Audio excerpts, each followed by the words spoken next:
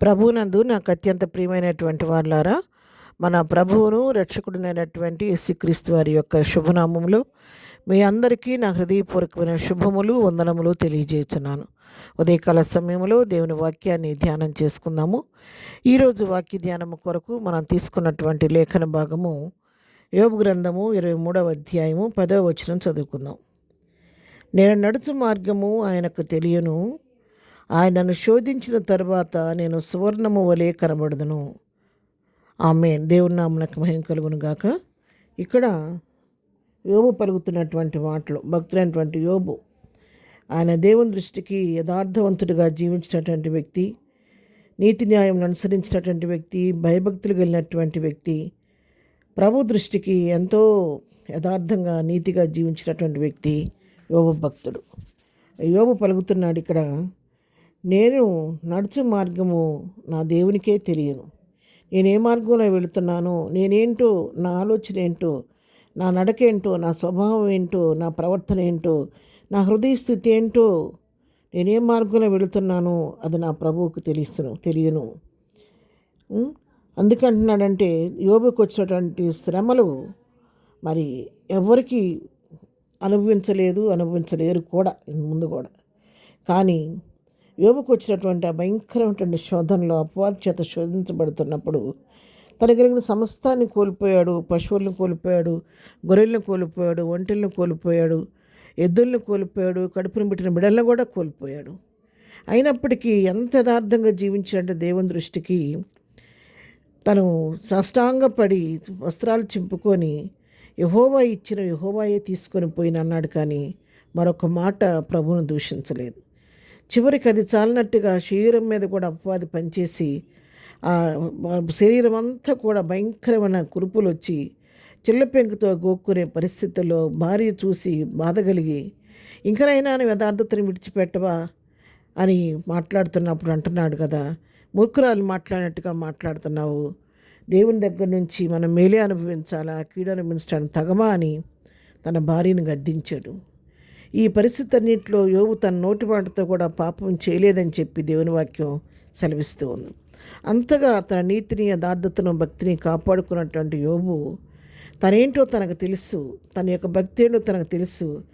అందుకే అంటున్నాడు కదా, మీరు లోకం నన్ను ఏమనుకున్నా పర్వాలా, నా స్నేహితుడు నన్ను ఏమనుకున్నా పర్వాలా, ఎవరు నన్ను ఏ విధంగా మాట్లాడినా పర్వాలేదు, కానీ నేను నడుచు మార్గము నా దేవునికి తెలియను.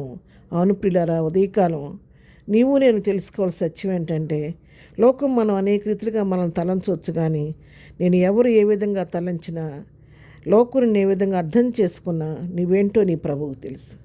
మనం ప్రభు దృష్టికి యథార్థంగా ఉంటే ఎవరికీ భయపడాల్సిన పని లేదు.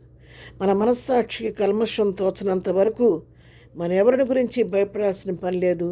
ప్రభువుకు తప్ప ఎవరికి లెక్క అప్పగించవలసిన అవసరం అంతకంటే లేదు. కాబట్టి మనం ప్రభు దృష్టికి యథార్థంగా జీవించిన వారమైతే, మన మనస్సాక్షి మనం నిరవపణ చేయకుండా మనం యథార్థంగా ఉండగలిగితే, మన దేనికి భయపడకుండా నా ప్రభువు నన్ను చూస్తున్నాడు, నేనేంటో నా ప్రభువు తెలుసని మనం కూడా యోబులాగా ధైర్యంగా చెప్పగలవారుగా ఉంటాము. ఇంకా ఏమంటున్నాడు చూడండి, ఆయనను శోధించిన తర్వాత నేను సువర్ణముగా కనబడతాను. అవును, నాకు వస్తున్నటువంటి ఈ శ్రమలు, ఈ శోధనలు అవన్నీ కూడా నా మేలు కొరకే నా ప్రభు నా జీవితం నవ్వుతించాడు. ఏం పర్వాలేదు, నా ప్రభు నన్ను శోధించిన తర్వాత నేను ఎలా మారిపోతానని తెలుసా, నేను సువర్ణంలాగా మారిపోతాను, సువర్ణంలా కనబడతానని చెప్పని తన పుటమి వేయబడుతున్నాడు. నేను సత్యాన్ని శోధన ద్వారా దేవుడు నన్ను పుటం వేస్తున్న సత్యాన్ని ఇక్కడ భక్తులు మనకు తెలియజేస్తున్నాడు. అందుకే ఒక వాక్య భాగం చదువుదాను. పేతురు రాసిన మొదటి పత్రిక 1వ అధ్యాయము 7వ వచనం చదువుకుందాం. నశించిపో సువర్ణము అగ్ని పరీక్ష వలన శుద్ధపరచబడుచున్నది కదా, దానికంటే అమూల్యమైన మీ విశ్వాసము ఈ శోధనల చేత పరీక్షకు నిలిచినదై యేసుక్రీస్తు ప్రత్యక్షమైనప్పుడు మీకు మెప్పును, మహిమయు, ఘనతను కలుగుటకు కారణమగును. చూసారా, విశ్వాసం శోధనల ద్వారా పరీక్షించబడుద్ది, బంగారం అగ్ని చేత పరీక్షించబడుద్ది. ఉదయకాలం శోధనలతో కట్టబడుతున్న ప్రియురాల, నేను శోధనల ద్వారా దేవుడిని పుట్టవేస్తానని చెప్పి నమ్మి యోబు వలె నిరీక్షణ కలిగి ప్రభు వైపు చూడండి. శోధించబడిన తర్వాత నీవు నేను కూడా సువర్ణం వలె మార్చబడతాము. అంతేకాదు తగినటువంటి బహుమానాన్ని ప్రభు దాన్ని మనకు అనుగ్రహిస్తాడు. కాబట్టి దాని కొరకు సిద్ధపడదాం. ప్రార్థన. ప్రేమగా తండ్రి, ఉదయకాలం మాకు ఇచ్చిన శ్రేష్టమైన వాక్య భాగాన్ని బట్టి నీ కొందనాలు. యోబు యథార్థంగా చెప్తున్నాడు, నేను నడుచు మార్గం నా దేవునికి తెలియనని. అవును ప్రభా, మీరు కూడా మా మార్గాన్ని పరిశీలిస్తున్న మేము కూడా ధైర్యం విశ్వాసంతో నీ అందు ముందుకు సాగిపోయే కృప మాకు దయచేయండి. అనేక రకాల శోధనలు ఎదురవుతుండగా నిన్ను బట్టి జయించుకొని మా విశ్వాసం మీరు పుట్టవేస్తున్నప్పుడు మేము కూడా సువర్ణ మరియు రూపాంతరపరచబట్టడానికి సహాయం చేయండి. దినం మేము చేయ పని పాటలు రాకపోకలు క్షేమం దయచేయండి. బర్త్డే మ్యారేజ్ చేసుకుంటే దీవించి ఆశీర్దించండి. దిన పునరుత్థాన ఆరాధన ఇంట్లో మీరు మహిమ తెచ్చుకోమని యేసునామములో ప్రార్థించండి పొందుకొని ఉన్నాము తండ్రి. ఆమెన్. ప్రభు కృప సదాకాలం మనందరికీ తోడే నడిపించును గాక. ఆమెన్.